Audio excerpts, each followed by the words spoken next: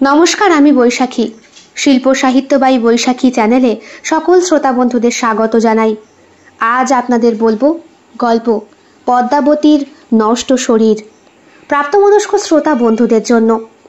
প্রথম থেকে শেষ পর্যন্ত শুনবেন। ভালো লাগলে অবশ্যই লাইক করবেন, কমেন্ট করবেন, শেয়ার করবেন এবং আপনাদের প্রিয় চ্যানেল শিল্প সাহিত্য বাই বৈশাখী সাবস্ক্রাইব করে বেল বাটন প্রেস করে পাশে থাকতে একদম ভুলবেন না।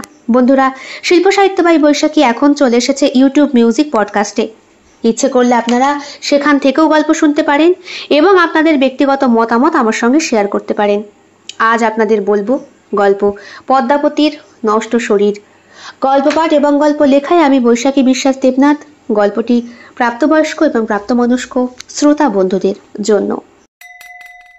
রাজস্থানের প্রাচীন প্রাসাদে, যেখানে রাতের নীরবতা ভেঙে আলতো চাঁদের আলো শয্যার ওপর এসে পড়েছে।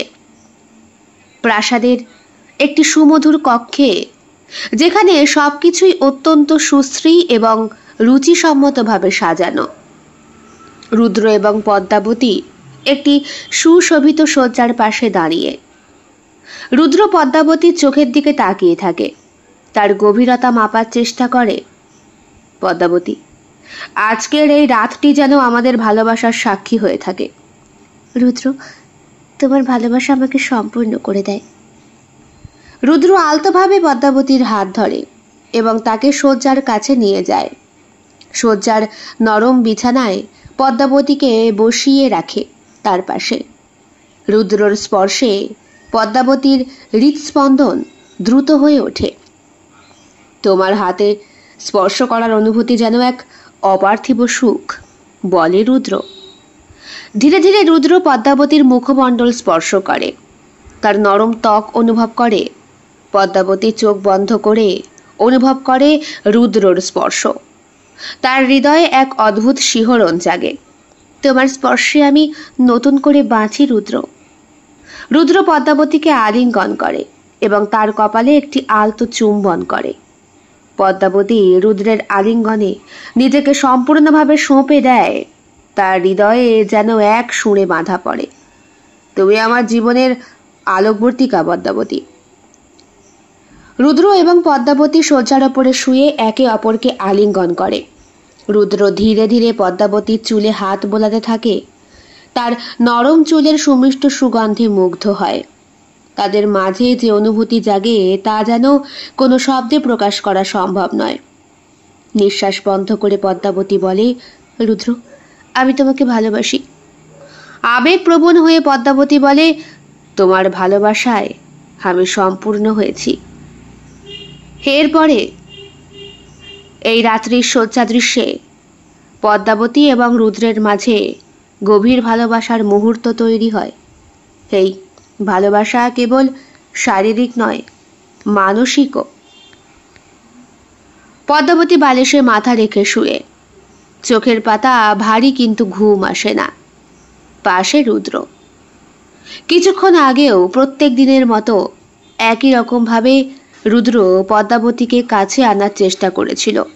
পদ্মা, আমি জানি তোমার জন্য সবকিছু কতটা কঠিন, কিন্তু আমি তোমাকে ভালোবাসি। তোমার সব কষ্ট আমি ভাগাভাগি করতে চাই। পদ্মাবতী চোখ মোছে, এক মুহূর্তের জন্য চুপ থাকে। মনে মনে প্রতারিত হওয়ার ক্ষতগুলো নতুন করে জেগে ওঠে তার মুখে এক ধরনের নির্লিপ্ততা। রুদ্র, আমি জানি তুমি আমাকে ভালোবাসো, কিন্তু আমার ভেতরের ভাঙা চোরা টুকরোগুলো আমি জোড়া দিতে পারি না। আমি চেষ্টা করেছি, কিন্তু প্রত্যেকবারই হেরে যাই যে। রুদ্র পদ্মাবতীর হাত ধরে, তার চোখে চোখ রেখে মমতা ভরা কণ্ঠে বলে, তুমি হেরে যাওনি পদ্মা, তুমি শক্তিশালী, তুমি সাহসী। শুধু আমার ওপরে ভরসা করো, আমি তোমার পাশে আছি। পদ্মাবতীর চোখে অশ্রু ঝরে পড়ে। সে রুদ্রর কাঁধে মাথা রেখে কেঁদে ফেলে। তুমি জানো না রুদ্র, প্রতি রাতে প্রতারিত হওয়ার যন্ত্রণা আমাকে কতটা নিঃশেষ করে দিয়েছে। তোমার প্রতি ভালোবাসা থাকলেও আমি যে সেই বাধা অতিক্রম করতে পারি না।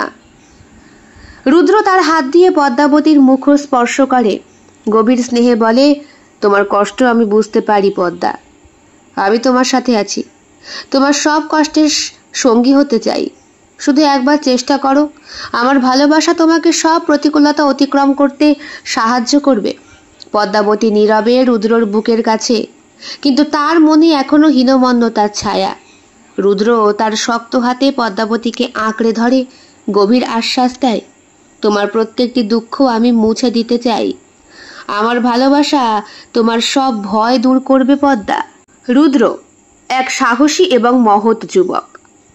পদ্মাবতীর অপার্থিব সৌন্দর্যে মুগ্ধ হয়ে প্রাসাদের বাগানে প্রবেশ করে।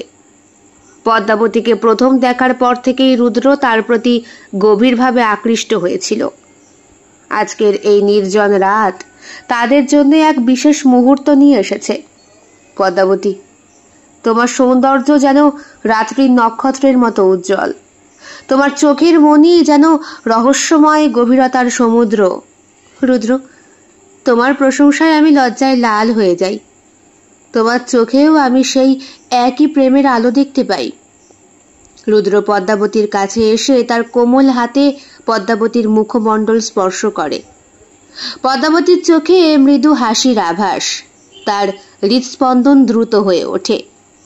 স্পর্শে গভীরতা এনে রুদ্র বলে, তোমার ত্বক যেন মখমলের মতো কোমল পদ্মাবতী।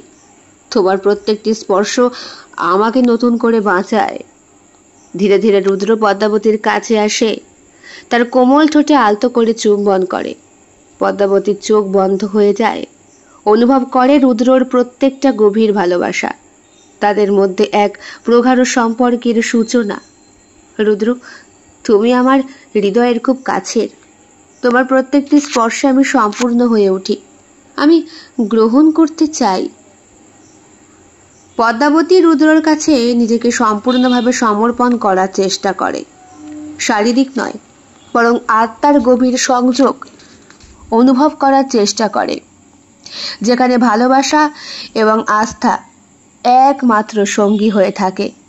কিন্তু ঘটে যাওয়া জীবনের নগ্ন দৃশ্যগুলো পদ্মাবতীকে বারবার ভাবিয়ে তোলে। পদ্মাবতী রাজস্থানের এক ছোট্ট গ্রামে জন্মানো এক রূপসী নারী, যার জীবন এই রাজপ্রাসাদের মতোই প্রাচীন এবং শতাব্দীর পর শতাব্দী ধরে প্রাচীন হয়ে গিয়েও যার সৌন্দর্য এখনো রহস্যমণ্ডিত হয়ে রয়েছে। পদ্মাবতীর সৌন্দর্য যে কোনো বয়সের পুরুষকেই জ্ঞান হারিয়ে দেবার পক্ষে যথেষ্ট। তারা কামনা বাসনায় লিপ্ত হয়ে যেতে পারে। সৌন্দর্য বর্ণনা করতে গেলে তার গভীরতা কম পড়ে যায়। পদ্মাবতীর মুখমণ্ডল যেন এক শিল্পীর তুলিতে আঁকা এক অপরূপ চিত্র। তার চিবুক ত্রিকোণাকৃতির, সুচারু ও মসৃণ। তার ত্বক মখমলের মতো কোমল, দুধের মতো সাদা ও উজ্জ্বল। তার ঠোঁট দুটি যেন পাকা রক্ত কমলা লেবুর মতো লাল, মসৃণ এবং আকর্ষণীয়। তার নাক সুতীক্ষ্ণ ও সুচারু, যার প্রান্তে একটি ছোট্ট নাকছাপি ঝুলে আছে। পদ্মাবতীর চোখ দুটি যেন দ্বীপের শিখার মতো দীপ্তিমান। তার চোখের মনি গভীর কালো, যা কোনো রহস্যময় গভীরতার মতো। চোখের পাতা দীর্ঘ এবং ঘন, যেগুলো চোখের ওপর ছায়া ফেলে। তার দৃষ্টি মনোমুগ্ধকর, যার দিকে তাকালে যে কোনো পুরুষ হারিয়ে যায় এক রহস্যময় জগতে। পদ্মাবতীর চুল কোমরের নিচ পর্যন্ত দীর্ঘ এবং মসৃণ, যেন মেঘের মতো কালো। তার চুলের সুগন্ধ যেন জুঁই ফুলের মতো মিষ্টি, যা বাতাসে ছড়িয়ে পড়ে। চুলের প্রত্যেকটি ভাঁজে ঝলমলে আভা দেখা যায়। পদ্মাবতীর ত্বক মসৃণ, কোমল এবং দুধের মতো সাদা। তার গায়ের রং উজ্জ্বল, যা সূর্যের আলোতেও দীপ্তিমান। ত্বকের প্রতিটি পৃষ্ঠে যেন একরাশ সূক্ষ্ম সোনা ঝলমল করছে। পদ্মাবতীর দেহের গঠন অপরূপ। তার উচ্চতা মাঝারি, কিন্তু তার দেহাবয়বের প্রতিটা অংশ সুচারু এবং আকর্ষণীয়। তার গলা দীর্ঘ, মানিকের মতো উজ্জ্বল এবং সুন্দর। তার কাঁধ চওড়া ও সুঠাম, হাত দুটি দীর্ঘ এবং কোমল। তার বুক পূর্ণ এবং সুঢৌল, যার আকৃতি যেন সম্পূর্ণ দুটি পূর্ণিমার চাঁদ। তার কোমল সরু এবং মসৃণ পা যেন বাঁশির মতো। তার কোমর থেকে নিতম্বের দিকে ঢেউ খেলানো গঠন তাকে আরো আকর্ষণীয় করে তোলে। তার পা দুটি দীর্ঘ এবং সুন্দর মসৃণ এবং মাধুর্যপূর্ণ। পায়ের আঙুলগুলি ছোট্ট এবং সুন্দর, যেগুলিতে সোনা এবং রূপোর নূপুর ঝুলে থাকে। পদ্মাবতী সবসময় পরিধান করে থাকে রাজকীয় সাজসজ্জা। তার পরনে থাকে সুতি বা সিল্কের শাড়ি, যার রং বিভিন্ন সময়ের সাথে মিলে যায়। তার গায়ে থাকে সোনা এবং রূপোর গয়না, যা তার সৌন্দর্যকে আরো বেশি করে ফুটিয়ে তোলে। তার কপালে একটি সুন্দর টিপ এবং হাতে চুড়ি, গলার হার আর কানের দুল। পদ্মাবতীর এমন সৌন্দর্য যা একবার দেখলে মনে হয় যেন কোনো দেবী বা অপ্সরা। তার সৌন্দর্যের প্রতি আভাস যে কোনো পুরুষের মনে জাগিয়ে তোলে অপার্থিব অনুভূতি এবং কামনা বাসনার জোয়ার। পদ্মাবতী সত্যিই এক অসাধারণ সুন্দরী, যার সৌন্দর্য বর্ণনা করা মানবীয় ভাষার সীমার বাইরে। পদ্মাবতীর শৈশব ছিল উজ্জ্বল রৌদ্রের মতো। মাটির ঘর, গাছের ছায়া আর পুকুরের জলকেলি, তার পিতামাতার স্নেহ ছায়া এবং গ্রামের সহজ সরল পরিবেশ তাকে জীবনকে সঠিকভাবে বুঝতে শিখিয়েছিল। কিন্তু তার রূপ এবং মাধুর্য তাকে গ্রামের ছেলে মেয়েদের থেকে আলাদা করে, বিশেষ করে যখন তার কৈশোরে পদার্পণ হয়। কৈশোরের চঞ্চল সময় পদ্মাবতীর জীবনে এলো তার প্রথম প্রেম, রাজা নামক একটি যুবক। রাজা ছিল শহরের এক উচ্চবিত্ত পরিবারের ছেলে, যার সাহস এবং চারিত্রিক দৃঢ়তা পদ্মাবতীর হৃদয় জয় করেছিল। কিন্তু প্রেমের সম্পর্কে অনেকেই ছিল অসন্তুষ্ট, বিশেষ করে রাজার পরিবার। না না না না না না, এই সম্পর্ক মানা যায় না। সামান্য একটা চাষার মেয়েকে এ কি করে সম্ভব? আমাদের পরিবারের একটা মান সম্মান বলে বিষয় আছে। তাছাড়া বংশের ছেলে মেয়েরা সবসময় উচ্চবিত্ত পরিবারের মেয়েদেরকেই বিয়ে করে এনেছে। তোমার বেলায় সেই নিয়ম লঙ্ঘন করে আমি পরিবারের বদনাম করতে পারবো না। কিন্তু ছেলেকে যে বললে শুনছে না, এখন উপায়টা কি? উপায় একটাই, ওই মেয়ে ছেলেকেই দূরে সরিয়ে দাও, ওকে অপমান করো, গ্রাম থেকে তাড়াও, ওর বাবাটাকে ডাকো, গুচ্ছের টাকা দাও, দেখবে ওই টাকা দেখলে ঠিক কেটে পড়বে। রাজাকে তার মা গিয়ে জানায়, তোর বাবা রাজি হয়েছে। শোন, কয়েকদিনের মধ্যেই পদ্মাবতীকে তার বাবা মা সমেত প্রাসাদে তুই নিয়ে চলে আয়। তোর বাবা আগে পদ্মাবতীকে দেখবে, পছন্দ হয়ে গেলে এখানেই পাকা কথা হয়ে যাবে। আর না হলে, যদি না হয় মা, আমি কিন্তু পদ্মাকে ছাড়া বাঁচবো না, আর আমি ওকেই বিয়ে করব। বিশ্বাস করো, ওকে জাস্ট একবার তোমরা দেখো, ওর রূপ দেখলে তোমরা পাগল হয়ে যাবে। অমন মেয়ে আমাদের এলাকায় নেই মা, সেই কারণেই আমি ওকে বিয়ে করতে চাই, আমার জীবনসঙ্গী করতে চাই। অত উতলা হইও না বাবা, তোমার বাবা আগে দেখুক। উনি সন্তুষ্ট না হলে আমারও কোনো সন্তুষ্টি নেই। জানোই তো, ওনার সিদ্ধান্ত ছাড়া আমি আর কারো সিদ্ধান্ত গ্রহণ করি না। ঠিক আছে, তাই হবে। আমি তাহলে পদ্মাবতীকে একটা পত্র লিখে দিই। মায়ের কথা মতো রাজা পদ্মাবতীকে পত্র লিখে দেয়। সেখানে স্পষ্ট উল্লেখ করে দেয়, প্রিয় পদ্মা, শিগগিরই চলে এসো, সকলকে নিয়ে এসো, আমাদের বিয়ের দিন ঠিক করতে হবে তো। প্রথমত পদ্মাবতী তার হাতে পত্রটা পায়নি। বন্ধু মারফত যখন পত্র পেল, তখন দিন গড়িয়ে প্রায় 7 দিন চলে গিয়েছে। রত্না, তুই চিঠিটা কেন আটকে রেখেছিলি বলতো? বাবা, তোর প্রেমের চিঠি এত শিগগিরই কেন দেব ভাই? তাছাড়া আমরা রসি রসি উপভোগ করছিলাম। তোকে যদি এতই ভালোবেসে থাকে, তবে পাত্র নিজে কেন এলো না তোকে গাড়ি করে নিয়ে যেতে? শুনেছি শহরে তার গাড়ির অভাব নেই। অমন কেন বলছিস? সে লিখেছে, হয়তো ব্যস্ত আছে তাই। বাবা, প্রেমিকের প্রতি এত সদয়। শেষ পর্যন্ত পদ্মাবতী চিঠি পেয়ে সেই খবরটা তার বাবা মাকে জানায়। প্রথমত চাষা সুধাংশু ভয় পেয়ে গিয়েছিল এবং মা অন্নপূর্ণা, না না মা, এ অসম বিবাহ কখনো সম্ভব হয় না। তারা জমিদার, রাজা বংশের, আর আমরা হলাম গিয়ে হাভাতারে ভিখারি। কিন্তু বাবা, সে যে নিজে আমায় লিখেছে যেতে তার প্রাসাদে, আমাদের বিবাহের দিন ঠিক হবে। সেসব তো এমনিও হতে পারে। অমন করে মনটা কেন ভাঙছো বেচারির? বলেছিলেন পদ্মার মা অন্নপূর্ণা দেবী। বলতে যখন যাই না, মেয়ের দৌলতে যদি একটু প্রাসাদ ঘোরা হয়। তোমার লোভ কোনোদিন যাবে না অন্নপূর্ণা, ধমক দিয়েছিল পদ্মাবতীর বাবা। কিন্তু মেয়ের সুন্দর মুখশ্রীর দিকে তাকিয়ে রাজি হয়ে গিয়েছিলেন অপমানিত হতে। একেই পত্র পাবার 7 দিন পর ওরা গেছে। ততদিনে প্রাসাদে ধুম পড়ে গিয়েছে নতুন কিছু ঘটার। সাজো সাজো প্রাসাদকে দেখে প্রথমত থতমত খেয়ে যায় পদ্মাবতী ও তার পরিবার। দারোয়ানরা তো তাকে তাড়িয়েই দিচ্ছিল। শেষ পর্যন্ত, তুই বুঝি পদ্মাবতী? সুন্দরী একজন মহিলা জিজ্ঞেস করতেই পদ্মাবতী ঘাড় নেড়ে সাড়া দেয়। যা শুনেছিলাম ঠিক তাই। আমার দেওরের মুখে তোমার রূপের প্রশংসা শুনেছি। তুমি দেখি সত্যিই সুন্দরী গো, স্বর্গের অপ্সরাদের মতো। এসো, ভেতরে এসো, আমি অন্দরমহলে খবর পাঠাচ্ছি। ওদেরকে ভেতরে ঢোকানো হয়। প্রাসাদটাকে হাঁ করে দেখছিল পদ্মাবতী আর তার পরিবার। এত বড় বাড়ি ওদের গ্রামের জমিদারেরও বোধহয় নেই। উনিও মনে হয় নিমন্ত্রিত আছেন এখানে। ওনার গাড়িটাকে দেখা গেল। ঢুকেই ওরা সোফায় বসেছে। অন্দরমহলের ঘরগুলো আরো বেশি সুন্দর, যদিও সবার যাবার আদেশ নেই সেখানে। বেশ খানিকক্ষণ পর ভেতর থেকে সুন্দর পোশাক পরিহিত নবযুবকরা বেরিয়ে এলো। তার সঙ্গে সঙ্গে বয়োজ্যেষ্ঠ একজন মানুষ এবং তার স্ত্রী। এটাই বোধহয় রাজার বাবা মা।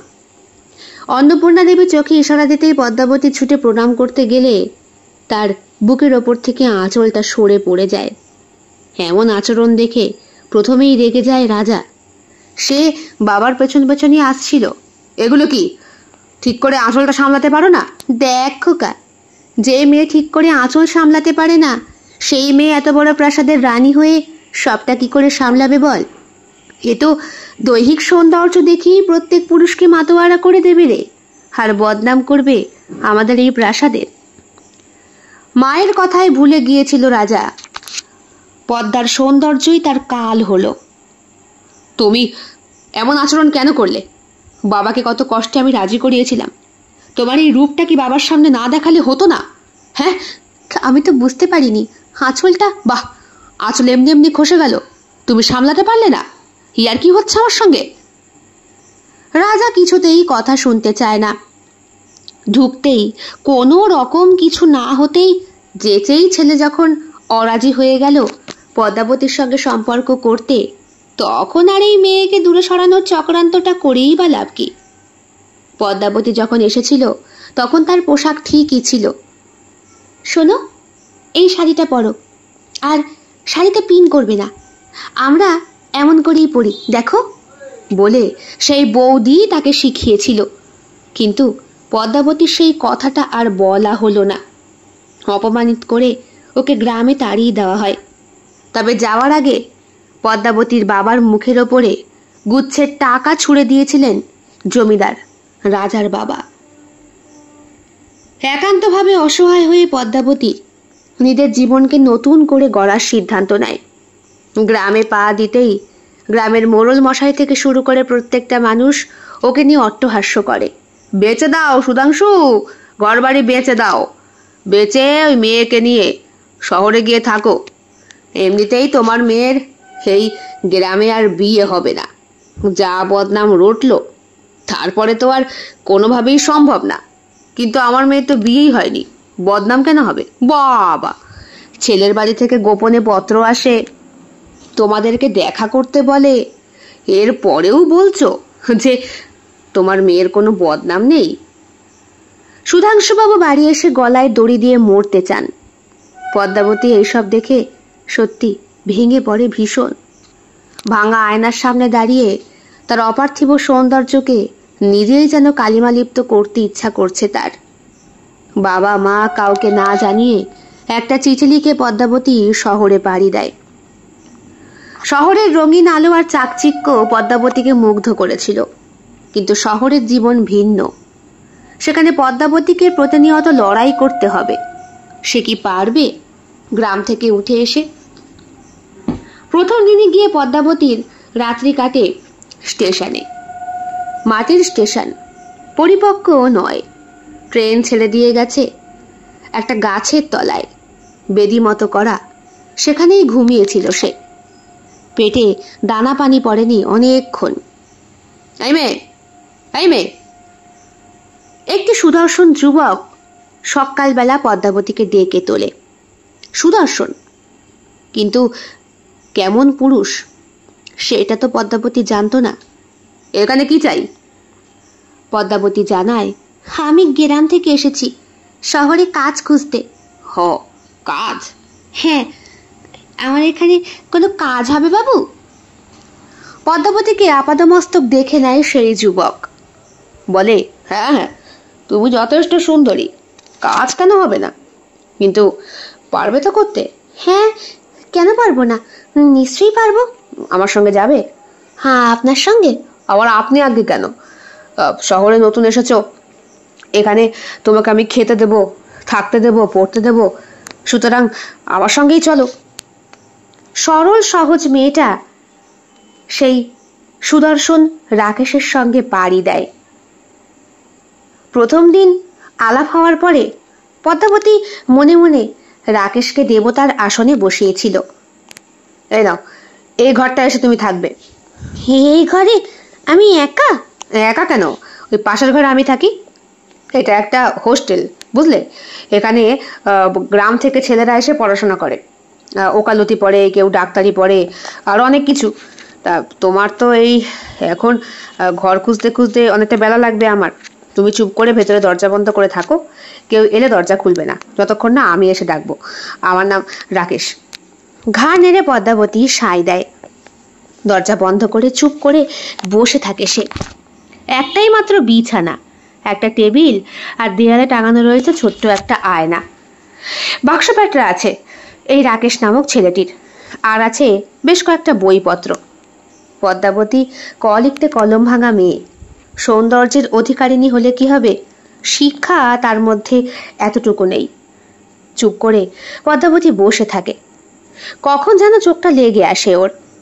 দরজায় 3 বার টোকা পড়তেই ঘুমটা ভাঙে। কে? আস্তে কথা বলছো কেন? দরজা খোলো, বেলা গড়িয়ে গেছে। দরজাটা খুলে দেয় পদ্মাবতী। রাকেশ ভেতরে ঢোকে। দরজা আটকে দাও শিগগিরই। দরজা আটকে দিতে দিতে পদ্মাবতী বলে, আপনি কোথায় ছিলেন? আমার তো ভয় লেগে গিয়েছিল। তোমার জন্য ঘর দেখতে গিয়েছিলাম, পাকাপাকি হয়ে গিয়েছে ঘর, আর এই নাও। পদ্মাবতীর হাতে বেশ কয়েকটা টাকা ধরিয়ে দেয়, আর বাকি টাকাটা নিজের পকেটে পড়ে। একটা নতুন কাপড়ের ব্যাগ হাতে ধরিয়ে বলে, এটা পড়ো, বিকেলেই যেতে হবে।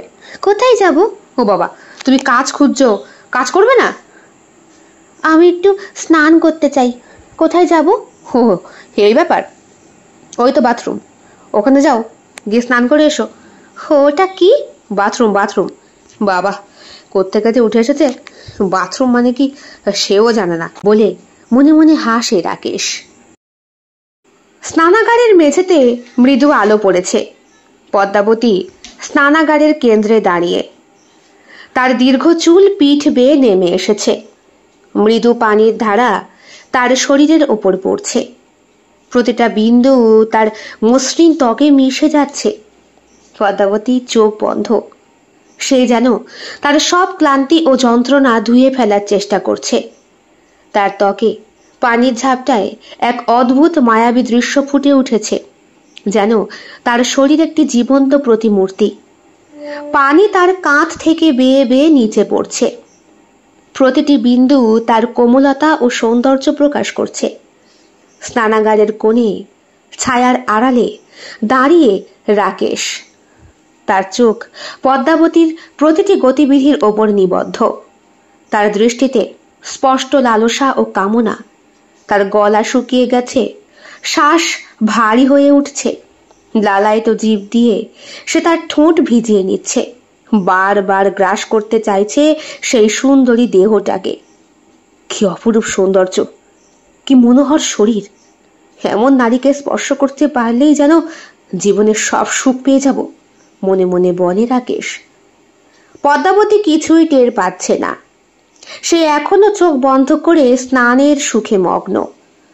পানির ধারা তার গলা বেয়ে বুকের ওপর দিয়ে কোমরের কাছাকাছি পৌঁছে যাচ্ছে। তার নিঃশ্বাস ধীরে ধীরে গভীর হচ্ছে, যেন প্রতিটি ফোঁটা জল তার দেহ ও মনে নতুন প্রাণ সঞ্চার করছে। যুবক তার লালসা সংবরণ করতে পারছে না। তার দৃষ্টিতে অশুভ ইচ্ছার ঝলকানি। সে ধীরে ধীরে পদ্মাবতীর দিকে পা বাড়ায়, কিন্তু পদ্মাবতীর অন্তর্জ্ঞান তাকে সতর্ক করে দেয়। হঠাৎ করে পদ্মাবতীর চোখ খোলে এবং তার দৃষ্টি সোজা তার সামনে দাঁড়িয়ে থাকা রাকেশের ওপর গিয়ে পড়ে। হ্যাঁ, এখানে আপনি কি করছেন? বেরিয়ে যান। যুবক পদ্মাবতীর দৃষ্টি দেখে ভীত হয়। তার চাহনির মধ্যে থাকা সাহসিকতা ও দৃঢ়তা তাকে পিছিয়ে যেতে বাধ্য করে। হ্যাঁকেই এটা বয়েজ হোস্টেল, একটা মেয়ে ছেলেকে এনে রাখার অপরাধে তার জেলও হতে পারে। সে তাড়াতাড়ি স্নানাগার থেকে বেরিয়ে যায়। তার লালসা ও কামনা মুহূর্তের মধ্যে ছিন্ন ভিন্ন হয়ে যায়। পকেটের নোটগুলোকে গুনে নেয় একবার সেই যুবক রাকেশ। পদ্মাবতী আবারও একা। তার দেহে এবং মনে এক ধরনের বেদনার সঞ্চার ঘটে। তবে পদ্মাবতী আবার নিজের দেহটাকে স্নানে ভাসিয়ে দেয়, আর এখন স্নানের জলের সঙ্গে মিশেছে পদ্মাবতীর চোখের জলের প্রত্যেকটি বিন্দু। আমাকে ক্ষমা করে দিও, আসলে আমি। ঠিক আছে। স্নানাগার থেকে বেরিয়ে আসার পরে পদ্মাবতীর কাছে ক্ষমা চায় রাকেশ। কিছুক্ষণ আগেই সে এখানকার শেঠ সাহেবের কাছ থেকে বেশ কয়েকটা মোটা টাকা ধার নিয়ে এসেছে। বলেছে তার ডাক্তারি পড়ার জন্য লাগবে। আসলে মনে মনে রাকেশ ঠিক করে ফেলেছে এই সুন্দরী মেয়েটাকে নিয়ে সে আজকে বাজারে যাবে। ওই কাপড়টা পরে তৈরি হয়ে নাও। একই শেঠজির কাছে তার প্রচুর টাকার ধার। এই মেয়ে মানুষটাকে বেচতে পারলে তার সব টাকা একবারে শোধ হয়ে যাবে। আমি এটা পরে কোথায় যাব? যেখানে বলছি সেখানে। খাবার এনেছি, খেয়ে নাও। পদ্মাবতী যেন ওকে বিশ্বাস করতে পারে না, কিন্তু এই শহরতলিতে রাকেশই ওকে থাকার জায়গাটা দিয়েছে। সুন্দর শাড়ি পরার পর পদ্মাবতীর দেহের সৌন্দর্য আরো বেশি বৃদ্ধি পায়। রাকেশ নিজেকে যেন ধরেই রাখতে পারছে না। তবে মনে মনে বলছে, হে পণ্য আমার নয়, হে তো ভোগ্যবস্তু। এমন দৈহিক সৌন্দর্য কখনো এক পুরুষে আকৃষ্ট থাকতে পারে না। এইসব নারীদের বেঁচে দেওয়াটাই শ্রেয়। বাজারটা জনকীর্ণ। সবজির দোকান, মশলার স্তূপ এবং মানুষের কোলাহলে ভরে আছে। তবে আজকের কোলাহলটা ভিন্ন, কারণ আজকের মূল আকর্ষণ এক নির্দোষ নারী পদ্মাবতী। বাজারের কেন্দ্রে একটা উঁচু মঞ্চ তৈরি করা হয়েছে। এখানে দাঁড়াও। পদ্মাবতীকে সেখানে দাঁড় করানো হয়েছে। পদ্মাবতী চুপ করে দাঁড়িয়ে, তার চোখে অজানা ভয় এবং বিভ্রান্তি। এই যে আজ আমরা এখানে এসেছি এই সুন্দরী নারীকে দেখতে। এর মতো রূপবতী নারী আর নেই। তা শুরু করা হোক বিডিং। প্রারম্ভিক দাম কিন্তু 1000 মুদ্রা। কথাটা বলে রাকেশ। পদ্মাবতী কিছু বুঝে উঠতে পারে না। তার মনে প্রশ্ন জাগে, কেন তাকে এখানে আনা হয়েছে? কেন এই নির্মমতা তার জীবনে? তার চোখ থেকে টপ টপ করে জল পড়ে। সে সাহায্যের জন্য চারপাশে তাকায়, কিন্তু কারো চোখে করুণা নেই। বাজারের উপস্থিত লোকেরা উল্লাসে ফেটে পড়ে। প্রতিটা বিড তাদের মধ্যে আরো উত্তেজনা সৃষ্টি করেছে। একজন মোটা মতো ক্রেতা বলে উঠলেন, 1500 মুদ্রা। দ্বিতীয় ক্রেতা 2000 মুদ্রা। পদ্মাবতী অসহায়ভাবে মঞ্চের ওপর দাঁড়িয়ে।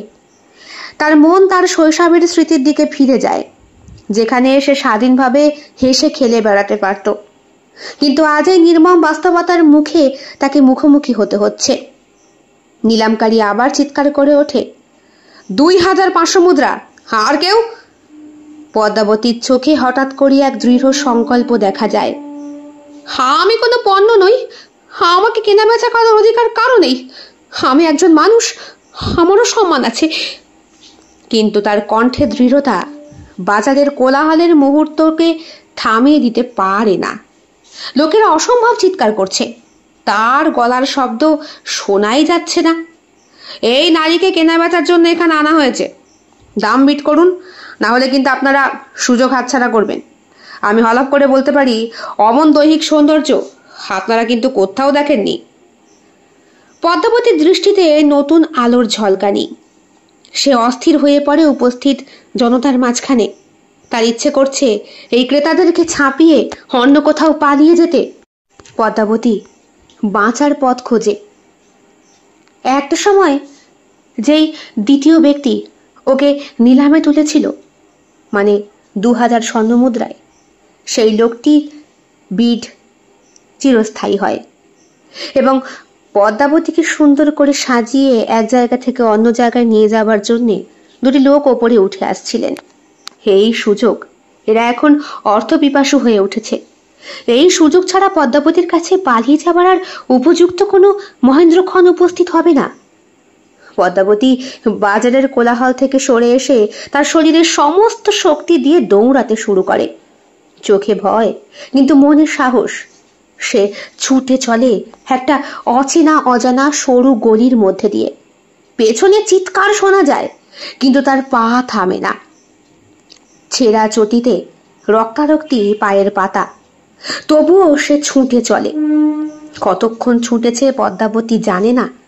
নিঃশ্বাস পরিপূর্ণভাবে যখন অতিরিক্ত গাঢ় হয়ে হৃদস্পন্দন বন্ধ হয়ে যাবার জোগাড়, ঠিক সেই সময় তার ছুটন্ত পা দুটো এসে থামে একটি পাঠশালার সামনে।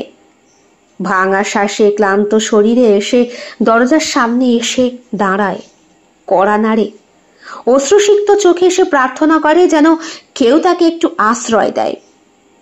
দরজা খুলে এক বৃদ্ধ শিক্ষক বাইরে আসেন। চোখে চশমা, মুখে সহানুভূতির ছাপ। পদ্মাবতীর অবস্থায় তিনি মর্মাহত হন। দয়া করে আমাকে একটু আশ্রয় দিন, আমি আর পালাতে পারছি না, আমার জীবন বিপন্ন, আমাকে বাঁচান। ভেতরে এসো। শিক্ষক তাকে ভেতরে নিয়ে আসেন, একটি চেয়ারে বসান। পদ্মাবতী একটু স্থির হয়, চোখের জল মুছে নিজের কাহিনী বলতে শুরু করে। আমি পদ্মা, গ্রাম থেকে এসেছি। আমি রাজাকে ভালোবাসতাম। সে আমাদের থেকে অনেক উচ্চ, মানে বড় লোক। সে আমাকে প্রতিশ্রুতি দিয়েছিল সে আমাকে ভালোবাসবে আর সুখে রাখবে, কিন্তু তার বাড়িতে পৌঁছানোর পরপরই আমি প্রতারিত হই। বিশ্বাস করুন, আমার কোনো দোষ ছিল না। তার বড় বৌদি আমাকে একটি পোশাক পরতে দেয় এবং বলে বুকের আঁচলটা না শক্ত করে বাঁধতে। ওর বাবা মা আমার সামনে আসতে আমি প্রণাম করতে গেলে আমার আঁচল খসে পড়ে। আমার দৈহিক সৌন্দর্য আমাকে নষ্টায় পরিণত করছে গুরুমশাই। আমি এখন কি করব? শিক্ষক তার কথা মনোযোগ দিয়ে শোনেন। পদ্মাবতী আরো বলে, শুধু কি তাই, আমার ওই অপমান আমার বাবা মাকেও বাঁচতে দিচ্ছে না। বাবা আমার সৌন্দর্যে এখন আরো বেশি ভেঙে পড়েছেন। চাষা মানুষ তিনি, রাজাদের পরিবারের সাথে আমাদের পরিবারের খাপ খায় না। ভালোবাসায় প্রতারিত হওয়া আমি বাবার সম্মান রক্ষার্থে গ্রাম ছেড়ে পালিয়ে শহরে আসি। রাকেশ নামে একটি ছেলে আমাকে আশ্রয় দেয়, কিন্তু সেও। চুপ করে সব কথা শুনলেন শিক্ষক। শান্ত হও মা, তুমি এখানে নিরাপদ, আমরা তোমার পাশে আছি। রাজার মতো লোকেরা সব সময় নিজের স্বার্থের জন্য অন্যদের কষ্ট দেয়, কিন্তু আমি তোমায় কথা দিচ্ছি তুমি এখানে সুরক্ষিত থাকবে। পদ্মাবতীর চোখে কৃতজ্ঞতার অশ্রু। সে মাথা নিচু করে, হাত জোর করে শিক্ষকের কাছে তার জীবন বাঁচানোর জন্যে যেন আকুতি মিনতি শুরু করেছে। আপনার করুণা আমাকে নতুন আশা দিচ্ছে, আমি তবুও ভয়ে আছি। আমি কি নতুন করে বাঁচতে পারবো? নিশ্চয়ই পারবে। শিক্ষক তার কাঁধে হাত রাখেন। এই পাঠশালা তোমার নতুন আশ্রয়। তুমি এখানে থেকেই নিজের শিক্ষা এবং সম্মান ফিরে পাবে। আমরা সবাই তোমার পাশে আছি। পদ্মাবতীর মনে নতুন সাহসের সঞ্চার হয়, তার চোখে আশার আলো জ্বলে ওঠে। সে বোঝার চেষ্টা করে তার জীবন এইখান থেকে শুরু হতে চলেছে। এইখানে এসে পদ্মাবতী তার পূর্ব জীবনের কথা অনেকটাই ভুলে গিয়েছে। পাঠশালার আঙিনায় সে কাজ করে, রান্নাবান্না করে, তার গুরু মশাইয়ের সেবা শুশ্রূষা করে। ইদানিং ওনার শরীরটা বেশ খারাপ, শোনা যাচ্ছে শহর থেকে নাকি ওনার ছেলে ওনাকে দেখতে আসবে। গুরুমশাই একজন জমিদার বংশের ছেলে, অথচ উনি ওসব বাহ্যিক সৌন্দর্যের ধার ধারেন না। মনের সৌন্দর্য ওনার কাছে বেশি মর্যাদা পায়। তাই তো সব কিছু ছেড়ে দিয়ে এমনকি জমিদারিটাও উনি পাঠশালাতে এসে রয়েছেন। পাঠশালার আঙিনায় গাছপালার ছায়ায় ভরা এক শান্ত পরিবেশ। পাখির কিচিরমিচির ধ্বনি আর বাতাসের মৃদু সুর বইছে। পদ্মাবতী সেই শান্ত পরিবেশে নিজেকে খুঁজে পাচ্ছে। তার মনে এক ধরনের স্থিরতা এসেছে। হঠাৎ করেই একটি যুবক প্রবেশ করে। আঙিনায় প্রবেশ করতেই তার চেহারায় মুগ্ধতার ছাপ। চোখ দুটো আগুনের মতো জ্বলে ওঠে। পদ্মাবতী কাজ করছিল। যুবক তাকে প্রথম দেখেই মুগ্ধ হয় এবং তার হৃদয়ে কামনার স্ফুলিঙ্গ জ্বলে ওঠে। কি অপরূপ সৌন্দর্য! একে তো আগে দেখিনি। এমন নারী সৌন্দর্যের স্বর্গের উপহার। আপনি? আমি এখানকার পাঠশালার গুরুমশাইয়ের ছেলে রুদ্র। পদ্মাবতী রুদ্রর দৃষ্টির সামনে নিজেকে অসহায় বোধ করে। তার চোখে ভীতির ছায়া। সে দ্রুত কাপড়ের আড়ালে নিজেকে ঢাকার চেষ্টা করে। আমার মনে হচ্ছে হে আমার পক্ষে অশুভ। পদ্মাবতী তার চুল খোলসে ঢেকে রাখার চেষ্টা করে, কিন্তু এই সৌন্দর্য ঢেকে রাখা যায় না। তার হৃদয়ে ভীতি এবং আশঙ্কায় ভরে ওঠে। এ কি খোকা, তুই এসেছিস? গুরুমশাই আগিয়ে যেতেই পদ্মাবতী বুঝতে পারে সত্যি রুদ্র গুরুমশাইয়ের পুত্র। পদ্মা, বাবুর থাকার বন্দোবস্ত কর মা। সুন্দর পরিবেশে পাঠশালার কুড়ে ঘরে পদ্মাবতী তার গুরুমশাইয়ের পুত্রের থাকার ব্যবস্থা করে। যথোপযুক্ত ব্যবস্থা নিজে দেখাশোনা করে এবং নিজের হাতেই তার ঘর দোর পরিষ্কার করে সে। এখানে একটা জলাশয় আছে। পদ্মাবতী আজকাল সেখানেই স্নান করে। রুদ্র এসেছে দিন কতক, কিন্তু তার থেকে নিজেকে সরিয়ে রাখার চেষ্টা করে পদ্মাবতী। দুপুর গড়াতেই সে স্নান করতে যায়, যখন কেউ থাকে না। চারপাশের প্রাকৃতিক নির্জনতা, পাখির গান আর জলের মৃদু ঝাপটার মুগ্ধকর পরিবেশ। পদ্মাবতী জলাশয়ের ঠান্ডা জলে প্রবেশ করে। তার শরীরের ওপর জল বয়ে চলে। প্রত্যেকটি বিন্দু জল তার ত্বকে মিশে গিয়ে এক অপূর্ব সৌন্দর্যের প্রতিচ্ছবি তৈরি করে। রুদ্র পাশের গাছের আড়াল থেকে সেই দৃশ্য দেখে। তার চোখে মুগ্ধতা আর লালসা স্পষ্ট। পদ্মাবতীর প্রতি তার আকর্ষণ অপ্রতিরোধ্য হয়ে ওঠে। এমন সৌন্দর্য আমি আগে দেখিনি। এই মেয়েকে আমার পেতেই হবে। পদ্মাবতী কিচ্ছু টেরই পাচ্ছে না। সে নিজের মনে স্নানের আনন্দে মগ্ন। হঠাৎ করেই তার পা পিছলে যায় এবং জলের মধ্যে সে পড়ে যায়। রুদ্র এই দৃশ্য দেখে আরো মুগ্ধ হয়। পদ্মাবতীর পুরো দেহ তার সামনে প্রকাশিত হয়ে যায়।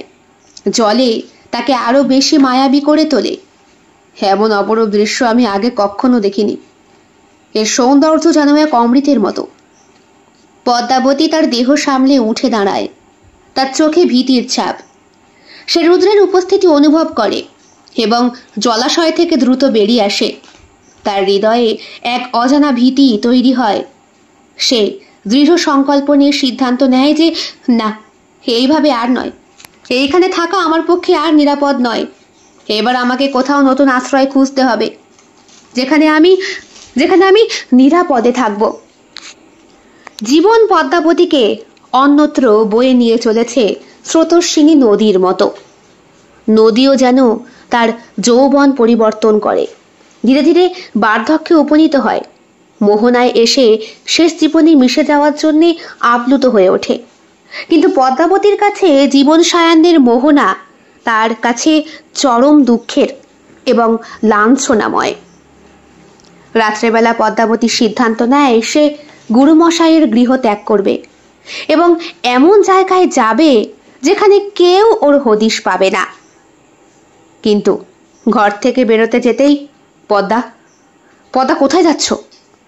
পেছন থেকে রুদ্র তাকে ডাকে। পদ্মাবতীর নিঃশ্বাস ভারী হয়ে ওঠে। সে ভীত বোধ করে। আমি পালিয়ে যাচ্ছি, আমি এখানে আর আসবো না, আর থাকবো না বলে পদ্মা। কেন কেন থাকবে না? আমি কি তোমার কোনো ক্ষতি করেছি? না, আমি তোমার চোখে আমার মরণ দেখতে পেয়েছি, তাই। পদ্মা, পদ্মা যেও না, পদ্মা। রুদ্রের চিৎকারে গুরু মশাই উঠে আসেন। ওকে যেতে দে বাবা, বাবাও চলে যাচ্ছে, ওর বিপদ হবে, ওর সৌন্দর্য ওকে বিপদে ফেলবে, না হলেও আরো বিপদে পড়বে। এমন কথা কেন বলছো বাবা? রাজা, রাজাকে চিনিস তো? রাজা মানে জ্যাঠামশাইয়ের ছেলে? হ্যাঁ, রাজা ওর সঙ্গে প্রতারণা করেছে। তোর বড় বৌদি ওকে ভালো করেই চেনে। এই মেয়েকে আমার বাড়ির বউ করে নিয়ে যাওয়া যাবে না। যতই আমি জমিদার বাড়ি ত্যাগ করি না কেন, রক্তের সম্পর্ক তো রয়েছে, আর সেইখানে প্রত্যেকটি নারী কুণ্ঠিত, বিশেষ করে বহিরাগত নারী, যে কিনা তোর দাদার সাথে মেলামেশা করেছে, সেই নারী তোর সাথে কি করে থাকতে পারে? সমাজের কলঙ্ক এই সমস্ত মেয়েদের দেহের সৌন্দর্য। নিরাশ্রয় ছিল বলে আমি ওকে আশ্রয় দিয়েছিলাম, কিন্তু এখন দেখছি ও তোকেও লালায়িত করছে। ওকে যেতে দে। রুদ্র চুপ করে তাকিয়ে থাকে পদ্মাবতীর প্রস্থান পথের দিকে। নির্জন জঙ্গলের ভেতরে একটু একটু করে পদ্মাবতীর কোমল শরীরটা প্রকৃতির সঙ্গে যেন ধীরে ধীরে মিশে যাচ্ছে। জীবন আর যৌবন পদ্মাবতীকে ভাসিয়ে নিয়ে যায় সুদূর রাজস্থানে। সেইখানে এক গরিব ভিখারিনীর সহায়তায় রাজপ্রাসাদে কাজ জুটে যায় পদ্মাবতীর। কিন্তু হায়, বছর ঘুরতে না ঘুরতেই রুদ্রর সঙ্গে তার আবার দেখা। প্রথমত এক হাত ঘোমটার আড়ালে নিজের সৌন্দর্যকে ঢেকে রাখার শত চেষ্টা করলেও যেদিন রুদ্র এসে ওর কাছে ধরা দিল, সেই দিন নিজেকে আর সামলে রাখতে পারল না পদ্মা। পদ্মা, আমি জানি এটা তুমি। আমি তোমার হাতের ওই তিলটা দেখে আবিষ্কার করেছি। নিজের হাতকে ওড়নার আড়ালে ঢাকার চেষ্টা করেছিল পদ্মা, কিন্তু চাঁদের আলোকে সাক্ষী রেখে রুদ্র নিজেকে সমর্পণ করতে পদ্মার কাছে এসে দাঁড়ায়। পদ্মা সমস্ত বাধা অতিক্রম করে রুদ্রকে আলিঙ্গন করে এবং অশ্রুসিক্ত কণ্ঠে বারবার বলে, কেন কেন আমার সৌন্দর্য আমার শরীরটাকে নষ্ট করেছে বলো? আর নষ্ট করবে না। এই রাজস্থানের মাটিতেই আমরা আমাদের নতুন সংসার করব। আমার ভালোবাসা সব কিছু তোমাকে ভুলিয়ে দেবে পদ্মা। পদ্মা, পত্র এসেছে।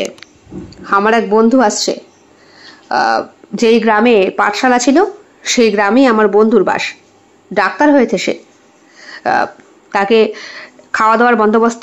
সে আবার বলতে আমি যৎসামান্য আয়োজন করব, তোমার বন্ধু কি সন্তুষ্ট হবে না? নিশ্চয়ই। তোমার আহার দ্রব্যাদিতে যা স্বাদ, ও আস্বাদন করলে আমার বন্ধু, বিশেষ করে তোমার রূপ দেখলে তো সে পাগল হয়ে যাবে। বাজে কথা বলো না, তোমার স্ত্রী আমি। বাহ্যিক বস্তুকে দেখানোর বিষয় নয় নিশ্চয়ই আমার শরীর। হে, তুমি খারাপ কেন ভাবছো? তোমাকে তো স্ত্রীর মর্যাদা আমি দিয়েছি। উপরন্তু এখন বাবা মশাইও সবটা মেনে নিয়েছেন। আপনার দরবারে একজন হাজির হয়েছে রুদ্রবাবু, বললেন নায়েব মশাই। হ্যাঁ, পাঠিয়ে দাও। তুমি ভেতরে যাও, শরবত তৈরি করে এনো। বোধহয় আমার সেই বন্ধু চলে এসেছে। নিশ্চয়ই।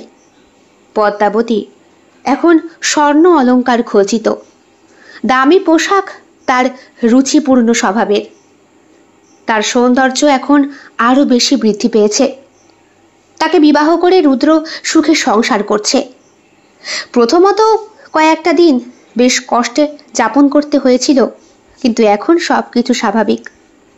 রাজার সাথে তার আর দেখা সাক্ষাৎ হয়নি। রুদ্র সেটা চায় না। সেই কারণেই গোড়া থেকে উপরে নিজেকে নিয়ে এসেছে রুদ্র এই রাজস্থানের মাটিতে। এসো এসো, এতদিন পর দেখা। তা বন্ধু, তোমার স্ত্রীটি কোথায়? তার দৈহিক সৌন্দর্যের বর্ণনা তুমি তো পত্রে আমাকে জানিয়েছ। এও বলেছ সে আমার স্ত্রী সুধাময়ের থেকে শত গুণে সুশ্রী এবং লক্ষ্মী। তাকে একটু দেখতে পারি না? পদ্মাবতী, ডাক দেয় রুদ্র। বন্ধু রাকেশ বলে, পদ্মাবতী? তোমার স্ত্রীর নাম পদ্মাবতী? আগে তো উল্লেখ করনি কেন বন্ধু? এই নাম কি তুমি আগে শুনেছ? শুনেছি বলতে, এই নামের সঙ্গে আমার জীবনের চরম একটা ইতিহাস জড়িয়ে, যার জন্যে আমাকে রাস্তায় মার পর্যন্ত খেতে হয়েছে। আমার 2 বছর ডাক্তারি পড়াশোনা নষ্ট করেছে সেই মেয়েটি। বলো কি? আমায় তো পত্রে এসব কিছু জ্ঞাত করনি, করার প্রয়োজন হয়নি, কিন্তু এই নামটি। পদ্মাবতী সহাস্য বদনে শরবতের গ্লাস হাতে নিয়ে দাঁড়িয়ে রাকেশের সামনে। রাকেশ তাকে দেখেই উঠে পড়ে সোফা থেকে। হার মুখোমুখি হয় রুদ্রের। রাকেশের সেই অম্লান বদন দেখে রুদ্রর বুঝতে বাকি রয় না পদ্মাবতীর দৈহিক সৌন্দর্য আর নষ্ট শরীরের ইতিহাসের কথা। সেই দিন রাতে পদ্মাবতী তার স্বামীর গৃহ ত্যাগ করে এবং মনে মনে প্রতিশ্রুতিবদ্ধ হয়, হার নয়, এই শরীর যে সৃষ্টিকর্তা দিয়েছেন তার জন্যেই এবার বাদবাকি জীবনটা সে কাটাবে।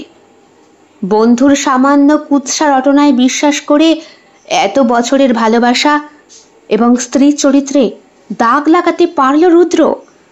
পদ্মাবতীর সৌন্দর্য কি সত্যি তার নষ্টের প্রতীক, নাকি এই সমাজের পুরুষরা সেই সৌন্দর্যটাকে আগলে রাখতে পারেনি, বরং কামুকতার দৃশ্যে তাকে সব সময় দেখে তাদের চোখেই তার সুন্দর শরীরটাকে নষ্ট শরীরে রূপান্তরিত করেছে?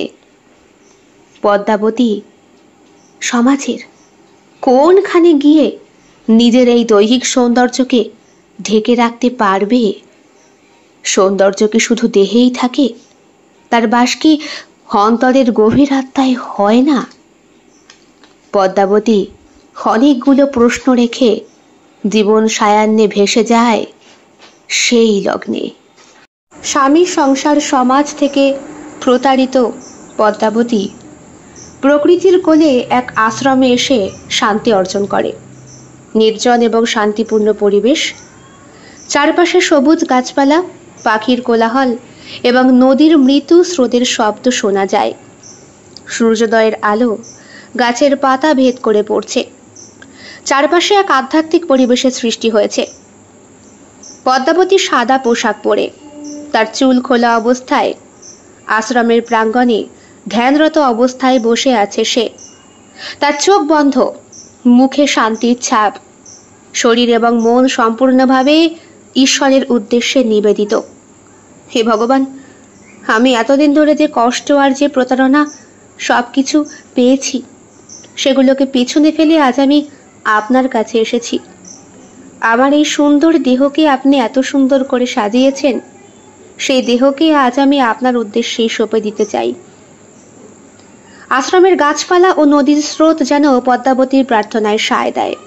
বাতাসের মৃদু স্রোত তার চুলে এবং মুখে আলতো স্পর্শ করে, যেন প্রকৃতি তার আত্মসমর্পণকে স্বাগত জানাচ্ছে। হে ভগবান, আমি বাইরের সৌন্দর্যে মুগ্ধ ছিলাম, কিন্তু আজ আমি বুঝতে পেরেছি যে আসল সৌন্দর্য অন্তরে লুকিয়ে আছে। আমি আর কোনো মানুষের কাছে সুখ খুঁজতে চাই না। আমি আপনার সঙ্গেই আমার জীবনের সমস্ত সুখ খুঁজে পেতে চাই। পদ্মাবতীর চোখ দিয়ে অশ্রু গড়িয়ে পড়ে। তার মুখে এক অদ্ভুত শান্তির ছাপ। সে বুঝতে পারে যে এই আধ্যাত্মিক যাত্রায় তার জীবনের প্রকৃত উদ্দেশ্য। সে আরও গভীরভাবে ধ্যানে মগ্ন হয়, ভগবানের সাথে সংযোগ স্থাপন করতে চায়। আপনার করুণা, আপনার আশীর্বাদ আমাকে সব প্রতিকূলতা থেকে রক্ষা করেছে। আজ আমি আপনার সেবা করতে চাই, আপনার ভজন করতে চাই, আমার হৃদয়ে শুধু আপনার নাম জপতে চাই। হে ভগবান, আপনি আমার জীবনের একমাত্র পথপ্রদর্শক। আপনার সঙ্গেই আমি বাকি জীবনটা কাটিয়ে দিতে চাই। আমাকে আপনার পথে পরিচালিত করুন, আমাকে আপনার সেবায় নিযুক্ত করুন। আশ্রমের প্রাঙ্গণ ধীরে ধীরে ভগবানের মন্ত্রে পূর্ণ হয়ে ওঠে।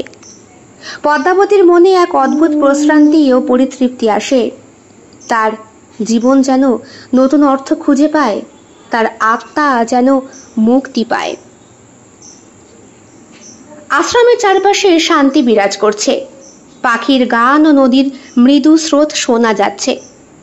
পদ্মাবতী একটি বৃক্ষের নিচে ধ্যানমগ্ন অবস্থায় বসে, তার চোখ বন্ধ, মুখে শান্তির ছাপ। হঠাৎ করে আশ্রমের পথে প্রবেশ করে দুইজন ব্যক্তি। তারা পদ্মাবতীর প্রতারক স্বামী এবং প্রেমিক। দুইজনেই বেশ বৃদ্ধ, চেহারায় বয়সের ছাপ স্পষ্ট, কিন্তু তাদের চোখে এক ধরনের অনুশোচনা এবং দুঃখের ছাপ। পদ্মাবতী, তুমি কি আমাদের চিনতে পারছো? পদ্মাবতী ধীরে ধীরে চোখ খোলে, তাদের দিকে তাকায়। তার মুখে কোনো আবেগের ছাপ নেই, শুধু এক ধরনের প্রশ্রান্তি, যা তাদের দেখে কিছুক্ষণ চুপ করিয়ে রাখে। পদ্মাবতীর চোখে করুণায় ঝলকায়। কেন এসেছো তোমরা এখানে? হ্যাঁ, কেন এসেছো?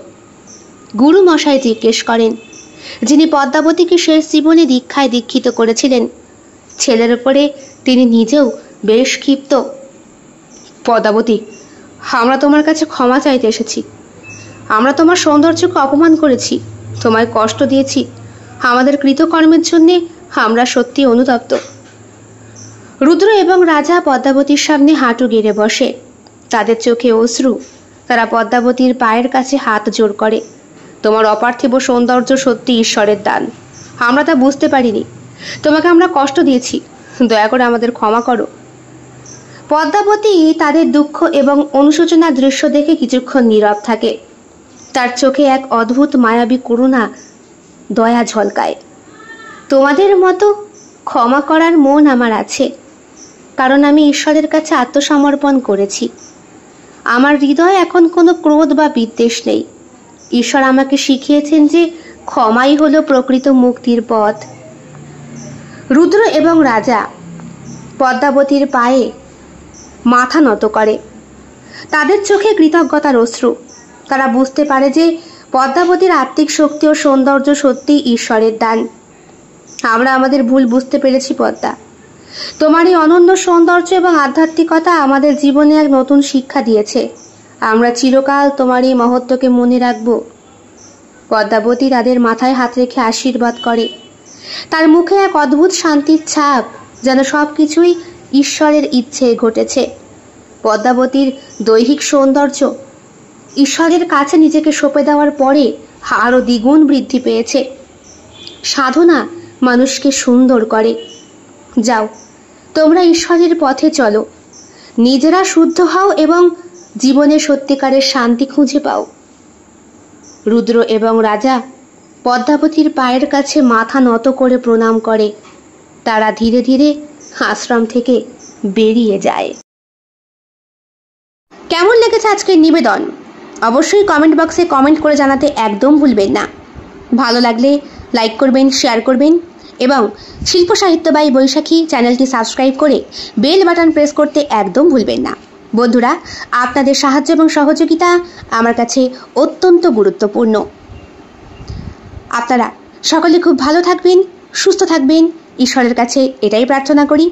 দেখা হবে খুব শিগগিরই আরও একটি নতুন স্বাদের ভিন্ন আঙ্গিকের গল্পের সঙ্গে।